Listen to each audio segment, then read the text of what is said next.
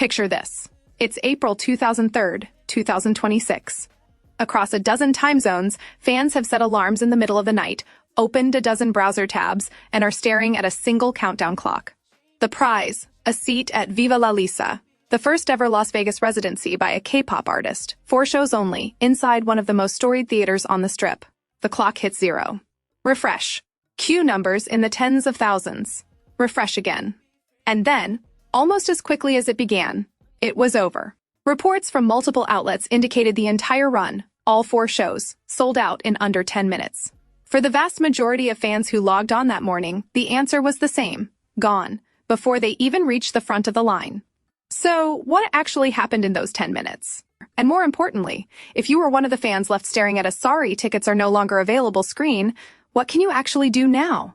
This video breaks down exactly why demand for Lisa's Las Vegas residency tickets was so extreme, what's really happening behind the scenes when an event sells out that fast, and what realistic, legitimate options remain for fans who didn't get through in time.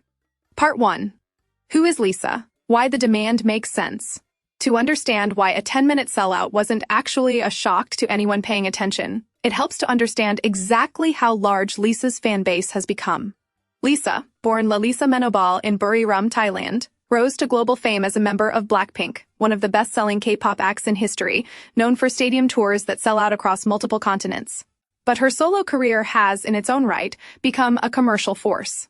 Her 2021 debut single Money reportedly became the first song by a solo K-pop artist to surpass 1 billion streams on Spotify, a milestone that earned recognition from Guinness World Records. Her debut solo album, Alter Ego, released in 2025, reportedly debuted at #1 on Billboard's top album sales chart and topped iTunes charts in multiple countries simultaneously.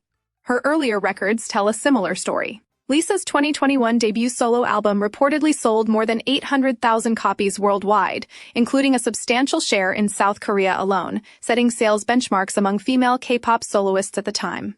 Beyond the numbers, she's also built a presence well outside music entirely, appearing in the HBO series The White Lotus, signing with a major global booking agency for touring representation, and maintaining a longtime role as a brand ambassador for a major luxury fashion house. Each of those moves widened her audience a little further beyond the core K-pop fanbase she started with. What makes this relevant to a ticket sellout specifically is the nature of that fanbase.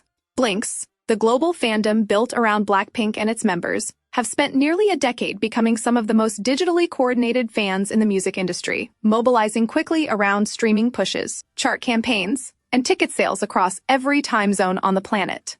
This isn't a fan base that finds out about a sale after the fact.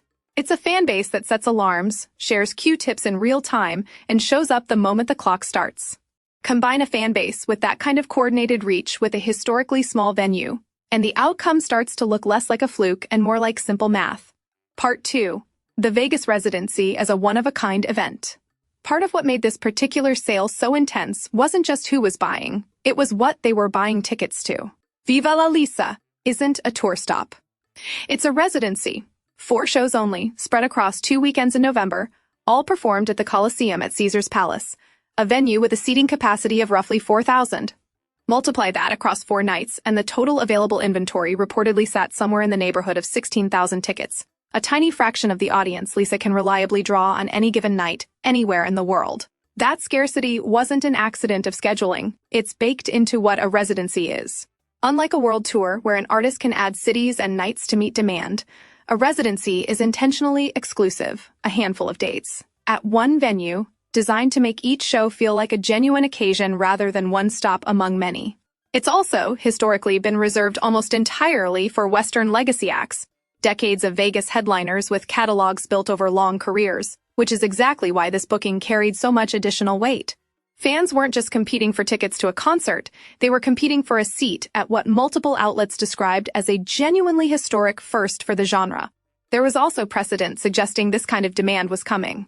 Lisa has a track record of selling out unusually intimate, high-concept shows relatively quickly, including a limited run of performances in Paris a few years earlier, and solo fan events in Asia that filled arena-sized venues on their own.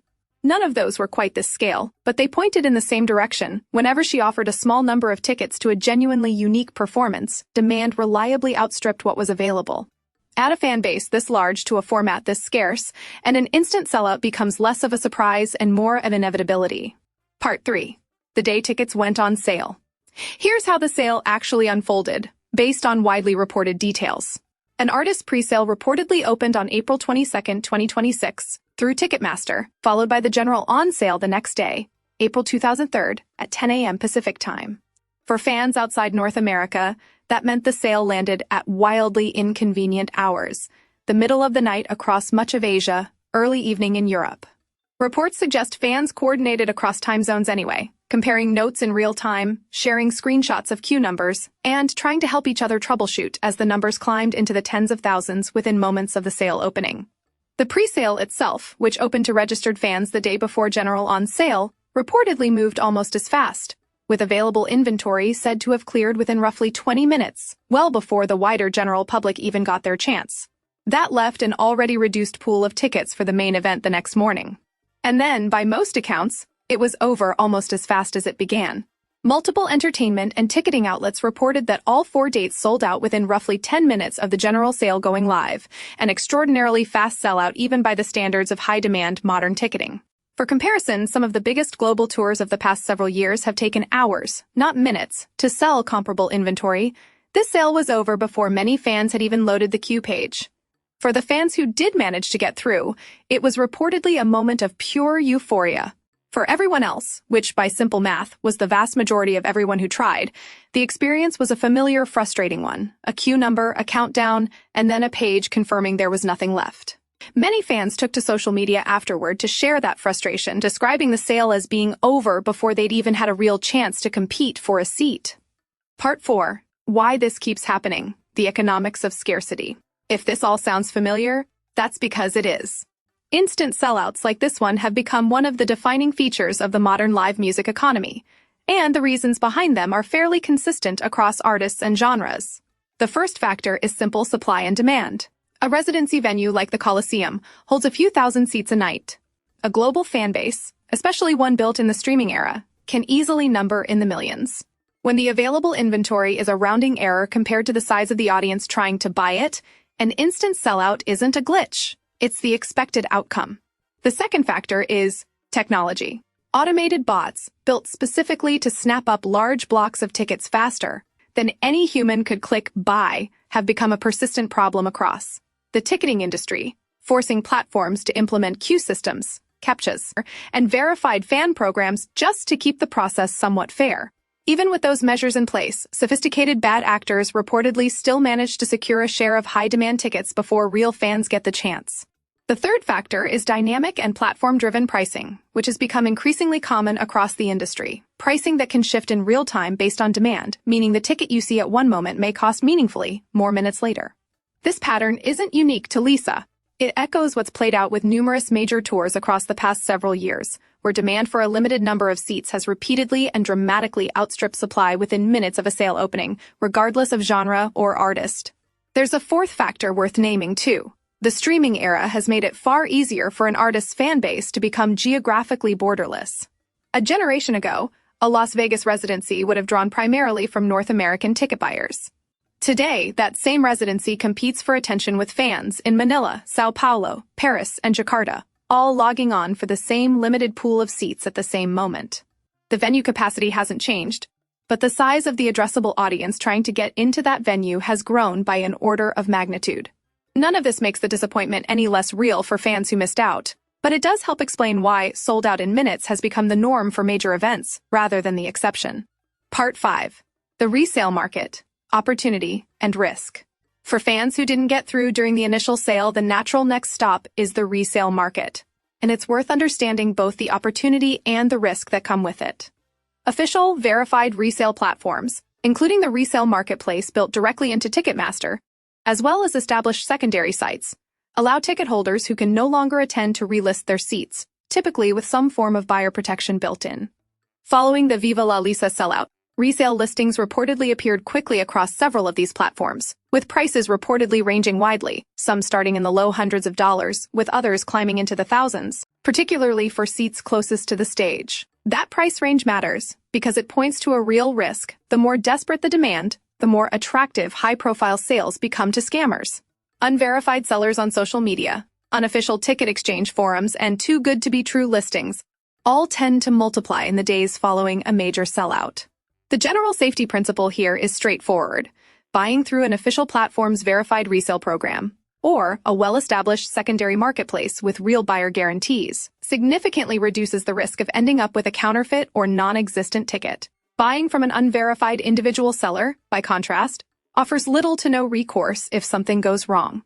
For fans genuinely considering the resale route, the practical advice is fairly simple. Stick to platforms that verify tickets and offer a refund guarantee. Be skeptical of prices that seem unusually low, and never send payment directly to a stranger outside of a protected platform.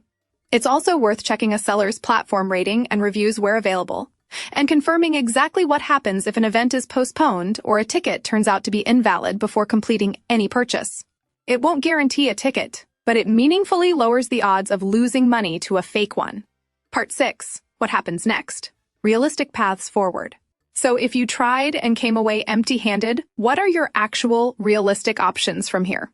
The most immediate one is the verified resale market discussed above, keeping an eye on official resale listings over the coming months, since ticket holders whose plans change often list seats close to the event date, sometimes at more reasonable prices than the initial post-sellout rush. Setting up alerts on a couple of trusted platforms costs nothing and means you'll know the moment new inventory appears, rather than having to manually check every day. The second is the possibility of additional dates. It's genuinely common, in situations like this, for a residency or tour to add shows once overwhelming demand becomes clear.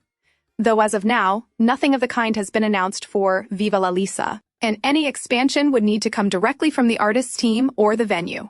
Fans hoping for that outcome should watch official channels rather than rumors, since unconfirmed extra date claims tend to circulate quickly on social media after any major sellout, whether or not they're accurate. The third path is signing up for verified fan or pre-sale programs ahead of future announcements. Artists and ticketing platforms increasingly offer registration systems that prioritize verified, genuine fans over bots and resellers for pre-sales, meaning fans who register early for any future Lisa tour dates or shows may get a meaningfully better shot than waiting for a general on-sale. Given her existing booking agency representation for global touring, additional live dates beyond this residency wouldn't be surprising over the next couple of years. Finally, it's worth watching for alternative ways to experience the event itself. Some high-demand residencies and tours in recent years have been accompanied by official live streams, later broadcasts, or documentary specials that let fans who couldn't attend in person still experience the show in some form. Nothing like that has been confirmed for this residency specifically, but given the historic nature of the booking, it's a realistic possibility worth keeping an eye on in the months leading up to November. Part 7. How artists and venues are responding to this problem. This particular sellout is also part of a much bigger conversation happening across the live music industry right now: what to actually do about demand this extreme. In recent years, instant sellouts and resale chaos around major tours have drawn scrutiny from lawmakers, consumer advocates, and the ticketing industry itself. In response, platforms have rolled out increasingly aggressive anti-bot measures, stricter identity verification at checkout, and verified fan presale systems designed to filter out automated buyers before they ever reach the front of the queue.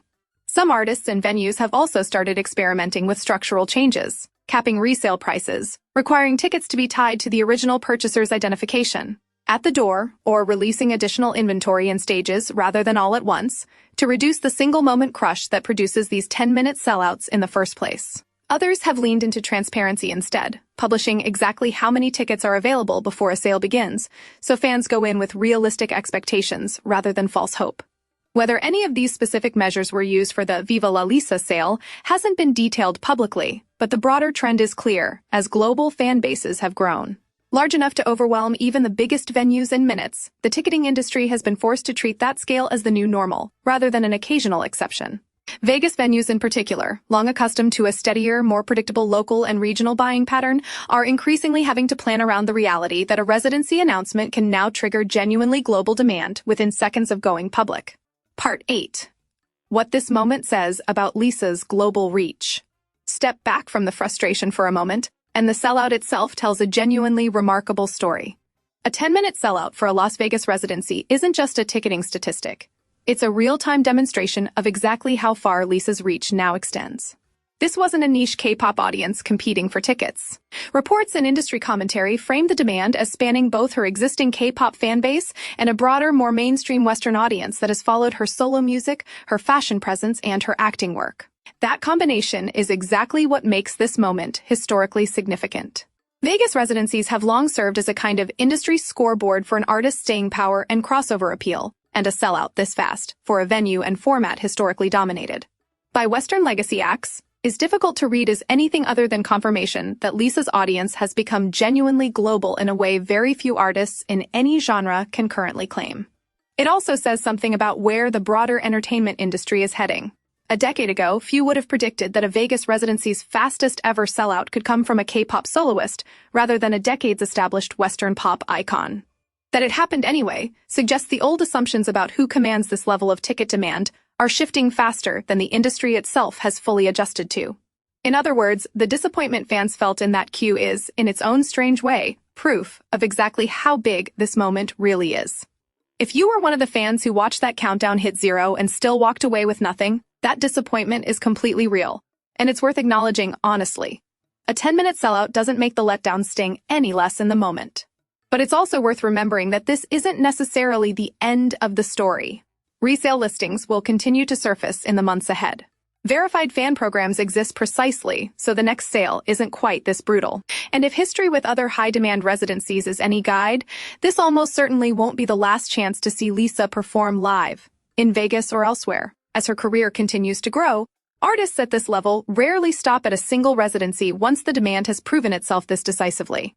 So here's what we'd recommend. Keep an eye on official channels for any updates, register early for verified presales going forward, and if you do decide to explore resale, stick to platforms you can actually trust.